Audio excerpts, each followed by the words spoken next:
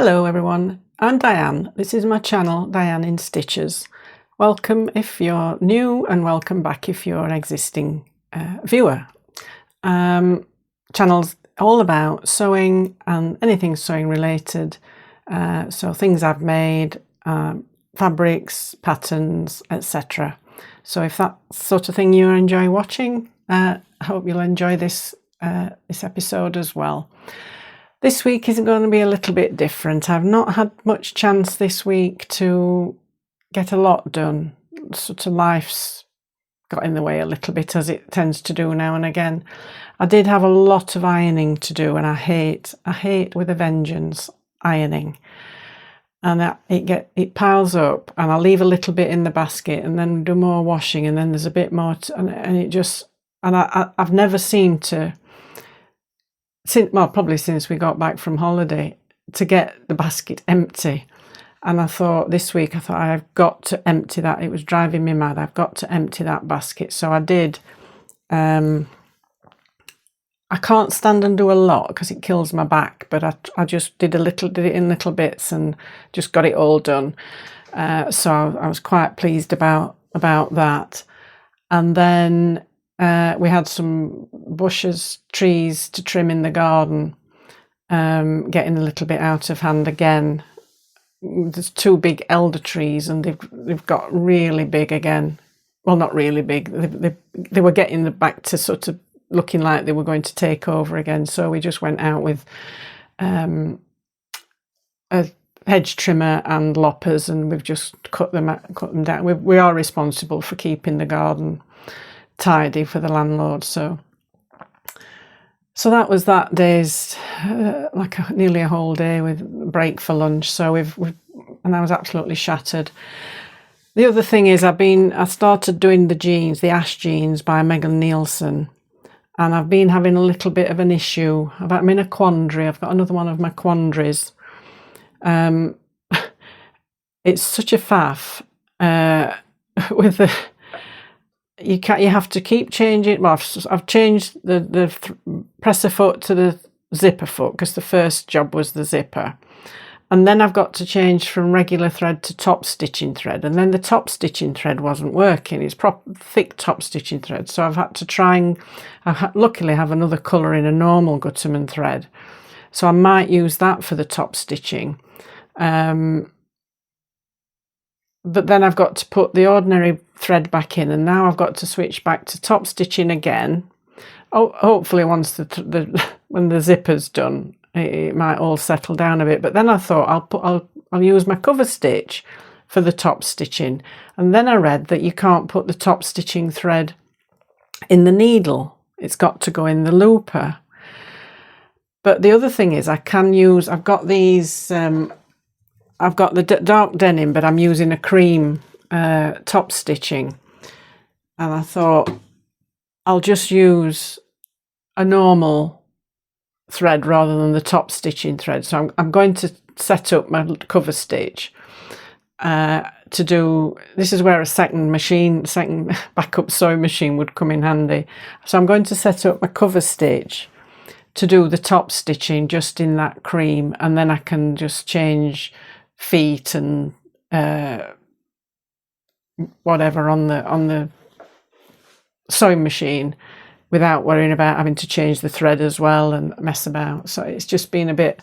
So I thought what I'm going to do today, instead of doing the sewing what I've made, because I haven't actually made anything, I thought I'd get on board with this 20 sewing questions hashtag that's been going round. I first saw it on Zelda Sews and thought that was interesting. It was started by Annette, who is sewing in Michigan, and then there's been one or two others do it. I did see Rachel of French Seams do one the other day or a week or so ago.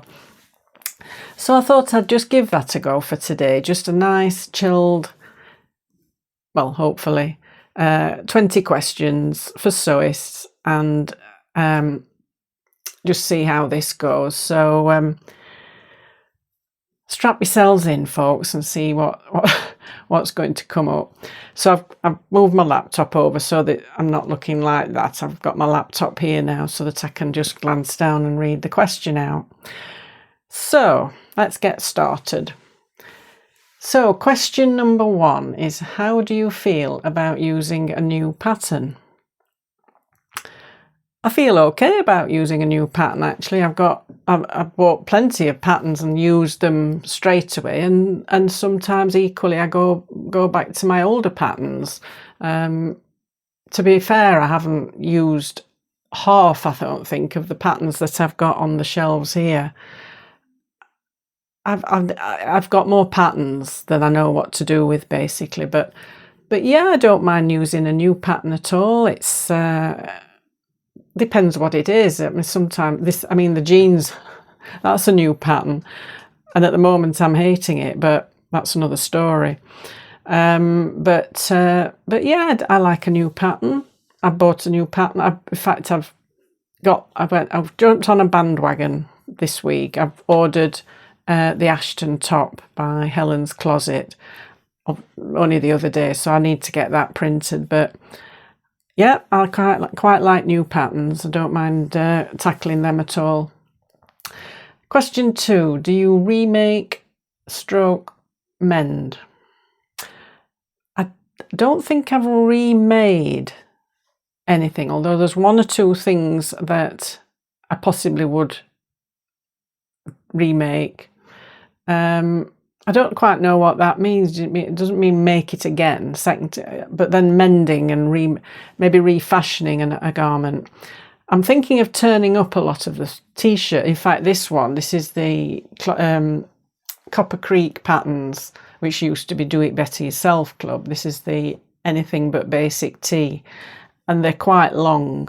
So I am thinking of turning a few longer things up, so that they feel and look better. I feel as if I need shorter garments rather than tunic length and longer length.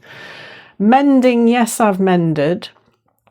I remember my mum used to turn the collars of my dad's shirts, because he had wore them till they were falling apart. And Keith has had a few older shirts, but good quality ones that have just worn on the back of the neck, and I have turned the collar on those. And then I think there's one in particular now that's it can't be turned again. It's wearing again, but the fabric itself is also getting a little bit threadbare, and so there's that. I've patched things that's come in little holes and.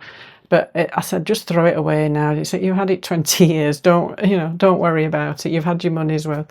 So yes, I do mend, and we've had a problem with moths as well lately. And a few of Keith's, strangely, none of my clothes have been harmed.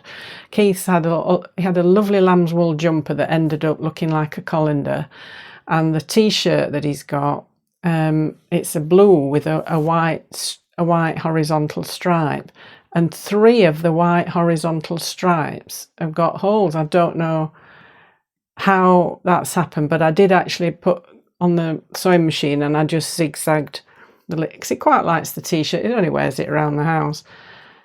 I don't know how it's just gone in those few, just the white stripes, not the blue bit.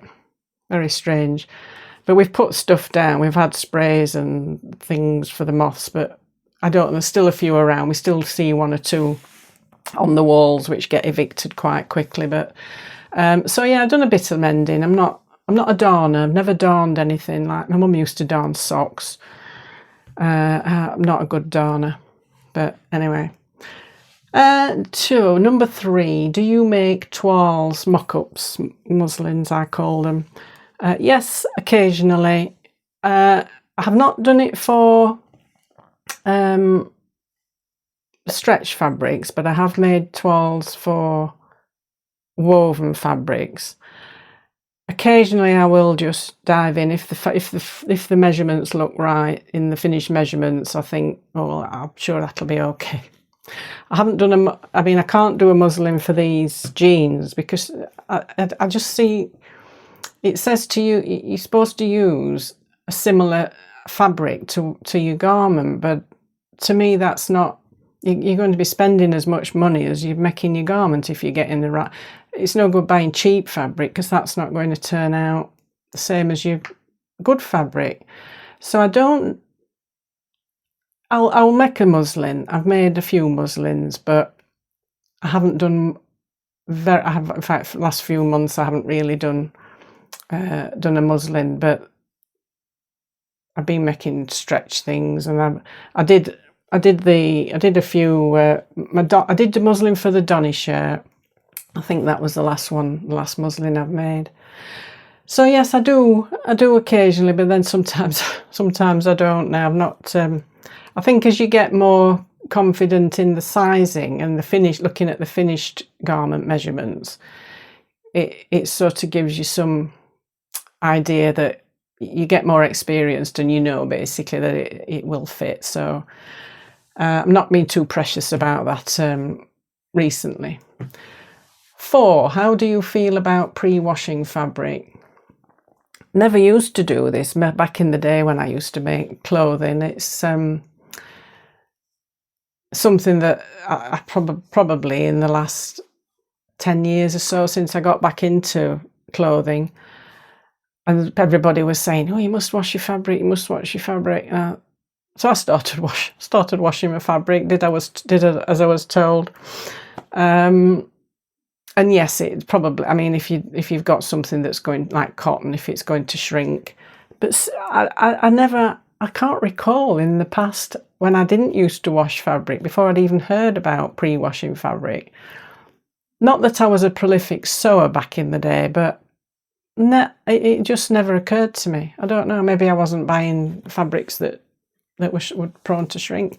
I don't know, but yes, I do pre-wash now, everything, before cutting out. 5, do you finish your seams and how? I, generally speaking, yes, I do finish seams, and I generally use the overlocker. What was I making? The last thing I made, can't remember what the last thing I made was, now my brain's going. I have recently trimmed some seams down and I've got some pinking shears, and somebody was mentioning pinking shears on a channel, I can't remember which one. And I thought, I haven't used my pinking shears for years. It's something I've hardly ever used. So I got them out and I thought, I will trim this seam with my pinking shears. And it's fine, because apparently you can do it on where it says in that when you're sewing a curve and it says to snip or notch. If you do that with pinking shears, it finishes the seam and it helps to ease the seam allowance in. You don't do the notch, the pinking edges act as your notches to make you, can't know what I'm saying here, helps to replaces the notches on a curved seam. I'm not doing well this week. It's just a bad week. Finish seam. So number 6. So yes, sorry, overlocker or pinking. Now I've started to look into doing that. I've never done a flat fell seam in my life. I could probably do it. I could tackle it, but I'm lazy. Just go on the overlocker. Simple. Number 6. What is your favourite sewing activity? I can't think that I've got a particular favourite other than looking at fabric online, and buying fabric's pretty nice, but I've tried to not do that, but it failed miserably. Looking at fabric, I suppose, is and choosing fabric, touching fabric in a shop. I think that's probably about the best description I could give for my favourite sewing activity. I don't think there's a procedure that I particularly favour over another one. I don't know. I think just buying fabric, looking at fabric, touching fabric is probably my favourite activity. Number 7, least favourite activity, sewing activity. I'd say preparing all the tracing, cutting out the pattern pieces, tracing it, and cutting out the actual fabric that you're using, the pattern, the garment pieces. It just seems to take forever, and doing the tracing as well. It tends to.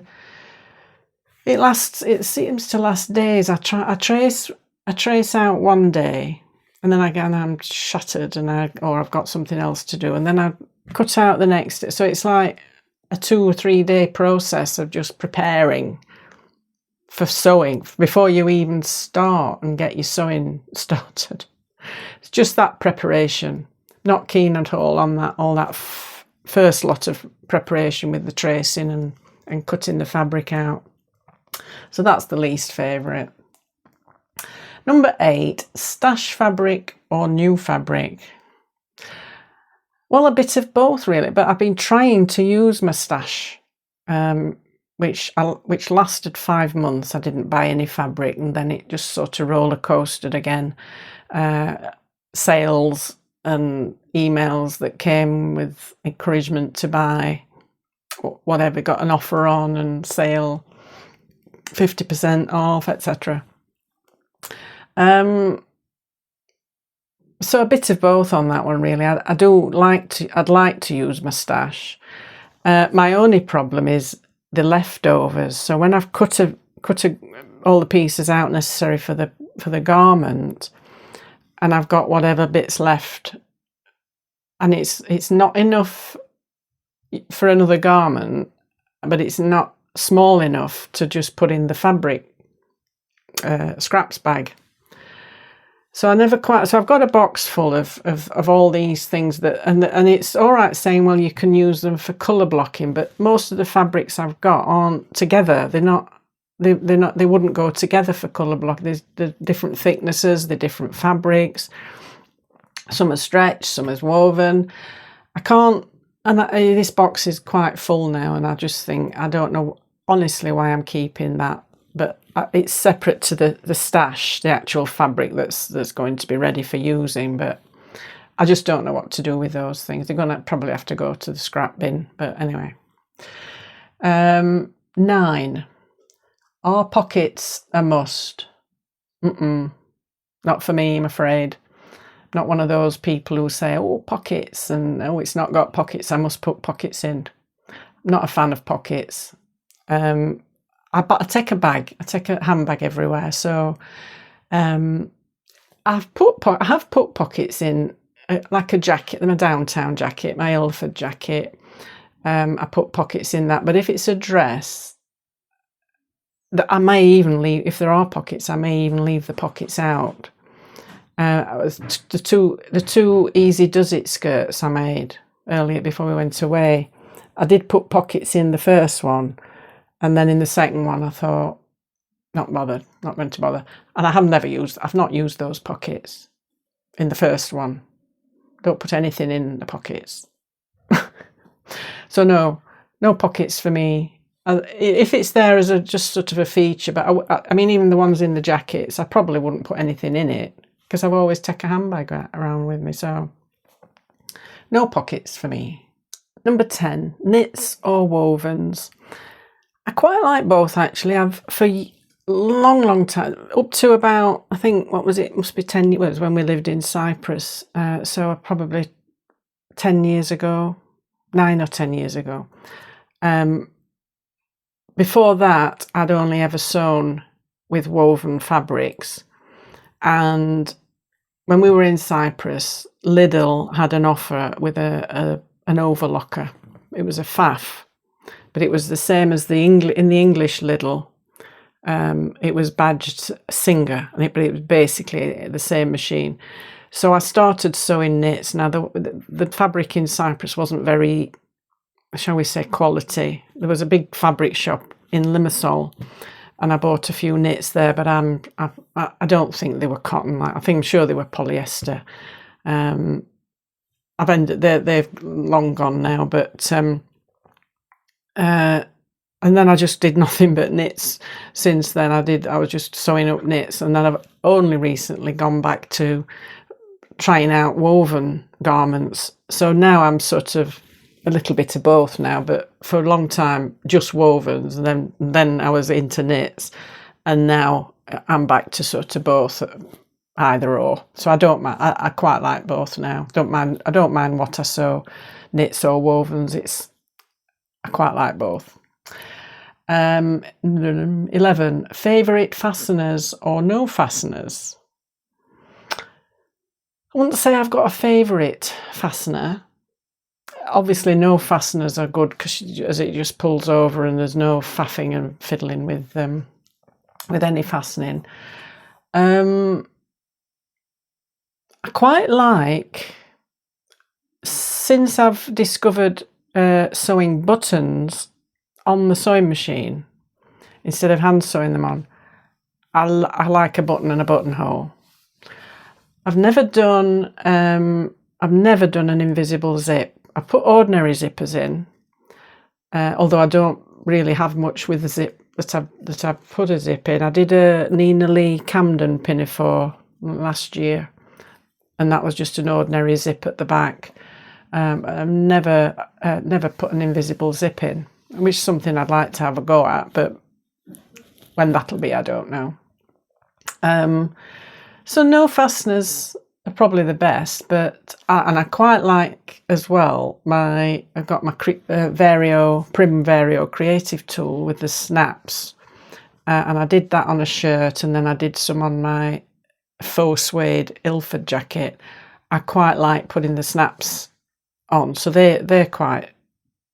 I might try and put some snaps on a few more things with that. So I do like the snaps, and I like the buttons and buttonholes, but preferably nothing, just simple things that don't need any fastening. 12. Sewing for self or others? Well, both, but just me and Keith really. I wouldn't do sewing for anyone else, like take commissions or anything like that. It's just for us. Just that's all really. I wouldn't ever do anything sort of out of the house sort of thing for anyone not related. I've not been asked, to be honest, whether I'd sew anybody something, but it would be a no, more than likely. So 13. YouTube or Instagram? Well, I've not been on Instagram very long, and to be honest, I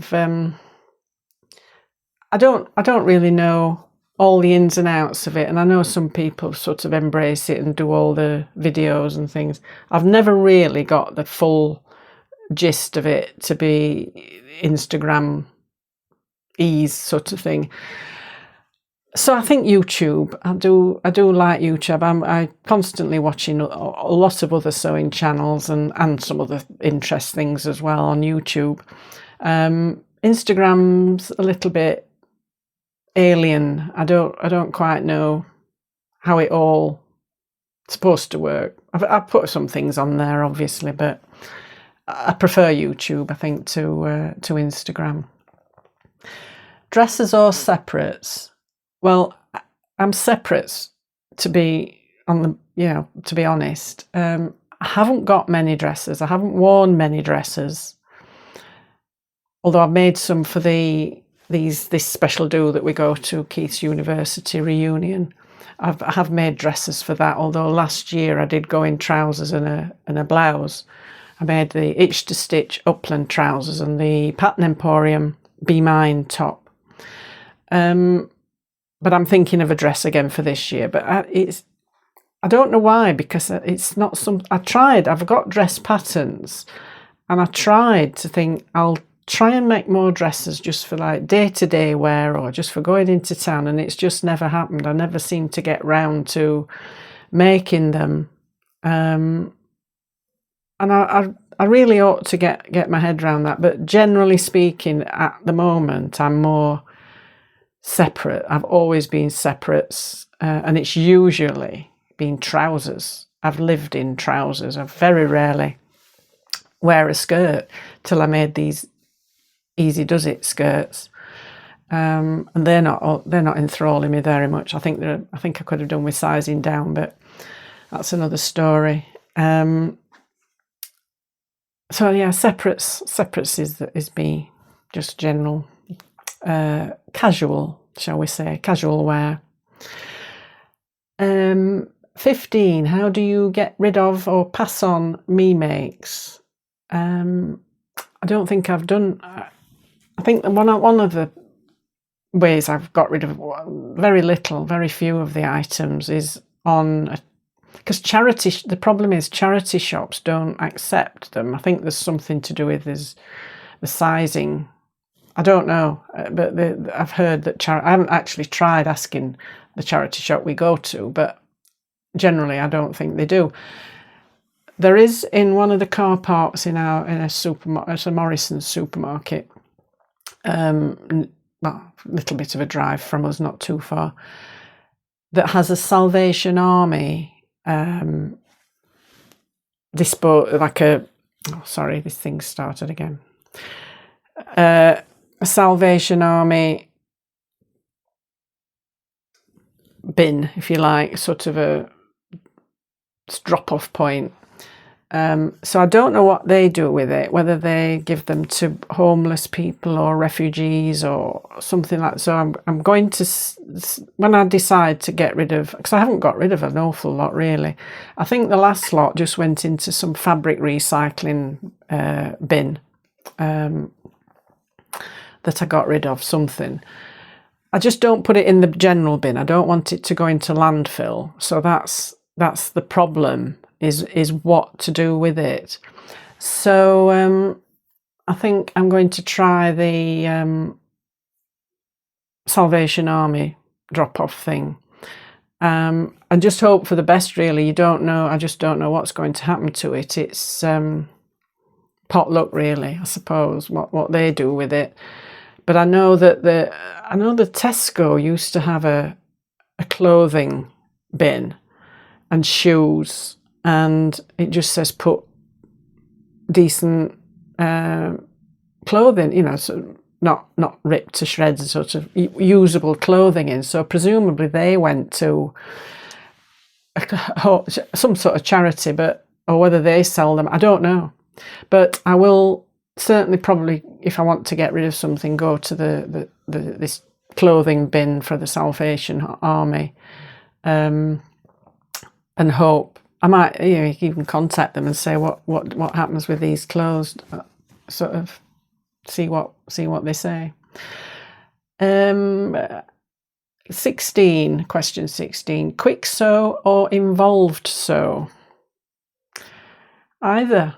I mean, if I've done an involved one, I usually follow it up with a quick one, and then I've now got another involved one now again with these jeans, driving me mad, and I've only been at it 2 days. So, in fact, I'm tempted to just put that to one side for a bit, but I don't like whips lying around. I'm one garment at a time, get it started, finished, and then move on to the next one. So I don't really want to put it away and come back to it, because in my mind I'm thinking, it's got a problem, and I'll put that. I'll do something else and I'll procrastinate. I'm the world's worst procrastinator and overthinker.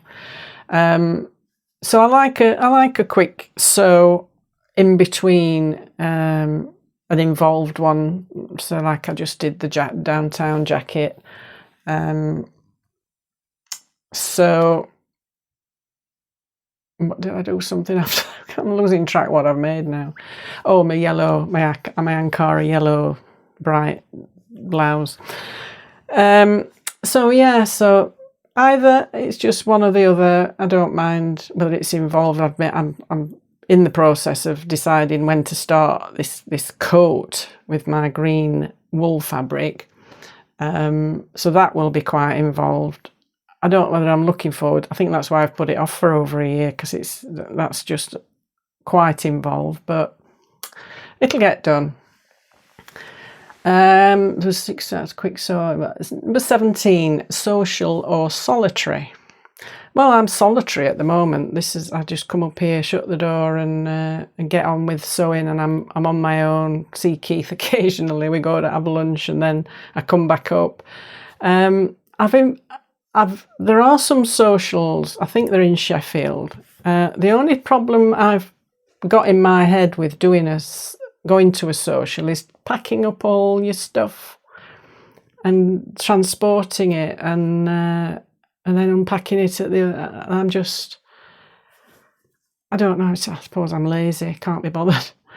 I don't know whether I've heard they're very good. I've done a couple of the online ones that Alison, who is so like Dottie, this sort of a virtual social, and they're okay. I quite enjoyed that, but the problem is that you're not chatting like in little groups, or there's one person at a time talking, and it's sort of not as, I don't know, I might have to give one another go again and see how more interactive it can be, because you can't talk to another person while those two people are talking.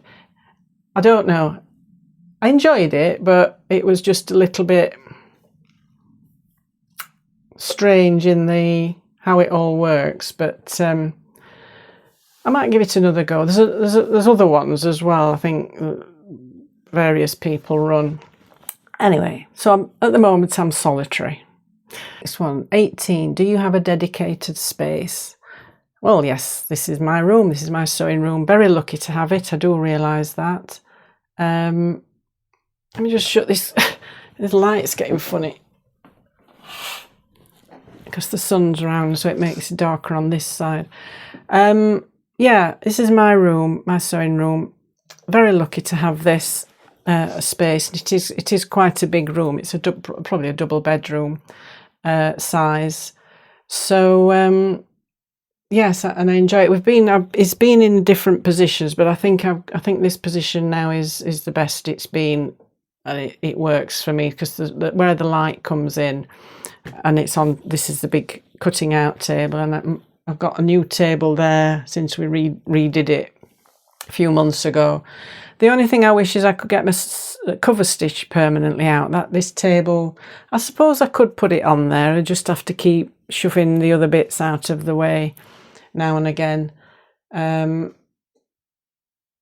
it works. We've got a few things non-sewing in the cupboards. They're just like suitcases, and there's a spare rug in there for some reason.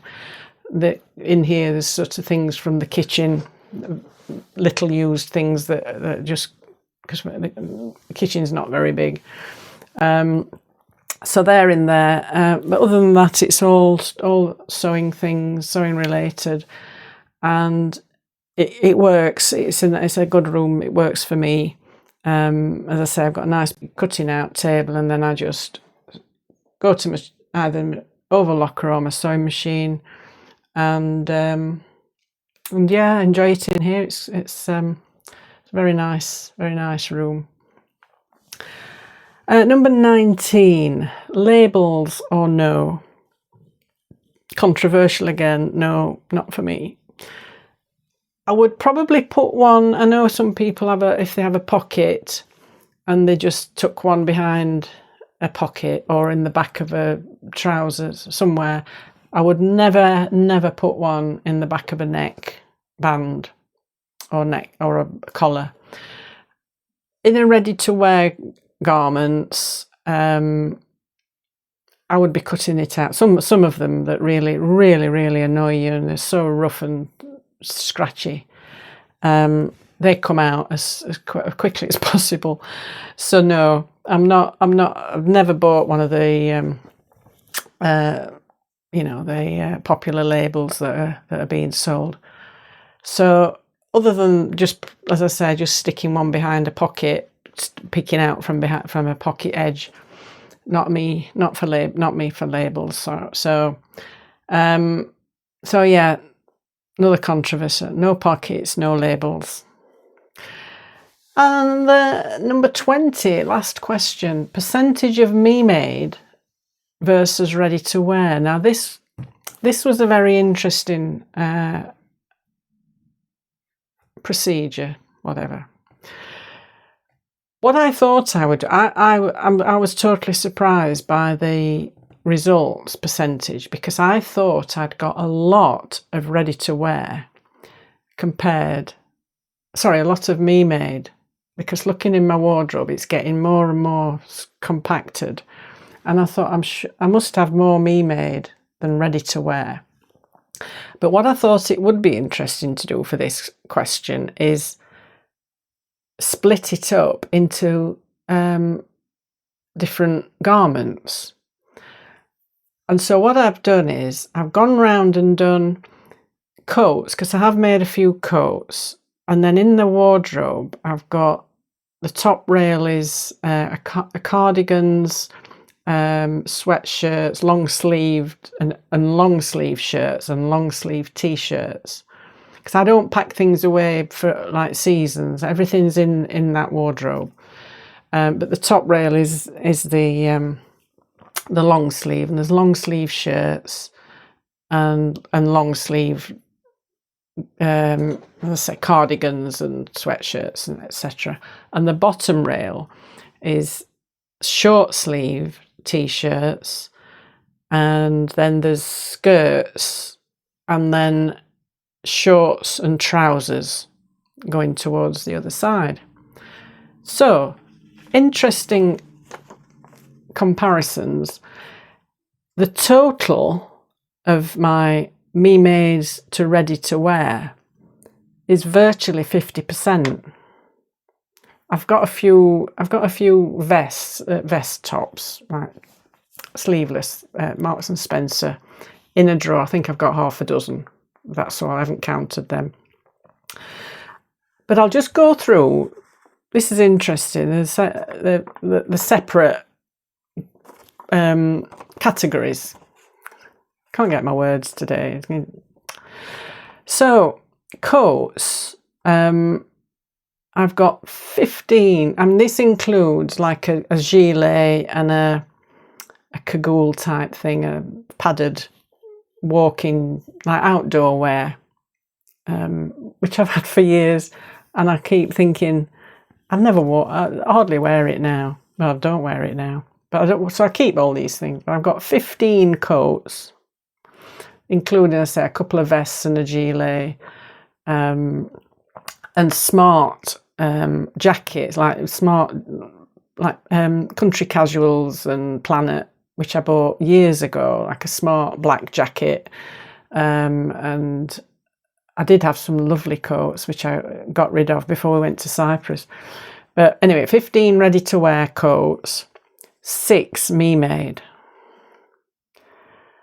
There's dresses in there as well, because they're longer. They don't fit in the wardrobe in the bedroom because they're just 2 rails, so the dresses need a longer, so they're in with the coats. 2 ready to wear dresses, and they're sundresses that I bought when we lived in Cyprus, just from the market. They're viscose. So 2 ready to wear and 4 me made. And then the top rail of the wardrobe with the long sleeved cardigans, sweatshirts, shirts, t-shirts. 31 ready to wear, 21 me made. And then the bottom rail, we've got trousers, 12 ready to wear, and they include some smart trousers that don't fit. Well, they're tight on me. I was hoping to get into them. I can get into 2 of them now. They're not smart. They're chinos. They're from Land's End, the company, not the place. And I can get them on now. But sitting down's not very great. So, but they're still there. So there's 12 ready to wear trousers, and 9 me made, which include shorts and cropped, like capri pedal pushers, as we used to call them, capri pants, 9 that I've, so I think there's 3 pairs of shorts and 2 pedal pushers, and then 3 trousers, something like that. Anyway, 9. I've got 4 skirts, and they're all me made. No ready, I've just put 2 ready to wear skirts actually in the charity bag that I bought. I bought them about 10 years ago. They're from Matalan, and they were polyester. One was polyester and one had a poly cotton lining, like a double layer, and they weren't comfortable, so I thought I'm just going to get rid of these. So I've only got 4 skirts, and they're all me made. And then the bottom rail, well, the rest of the bottom rail with the short sleeves, shirts, tops, t-shirts that I've made, 11 ready to wear and 25 me made. So we've got this sort of different proportion for each category of garment, but overall it's nearly 50-50. Me made is 69. Can't believe that. And ready to wear 71. So 69 to 71 ratio. Almost 50%. So it's almost 50-50. So I thought that was quite. I was pleased that I've broken it down into the different categories. It's so I've got more ready to wear on some things and more me made on others. Fascinating. Anyway, so that's the last question. So I do hope you enjoyed that little diversion from my normal content. So if do leave a comment and let me know what you think. If you've liked the video, please do give me a thumbs up. Subscribe if you haven't already. It helps the channel to grow. And I will hopefully get these jeans, make some progress on these jeans so that I can actually show you a garment next week. And what I've actually done is I'm filming as I go along. So that's another thing that's taken some time is I've been recording little snippets as like a sew along.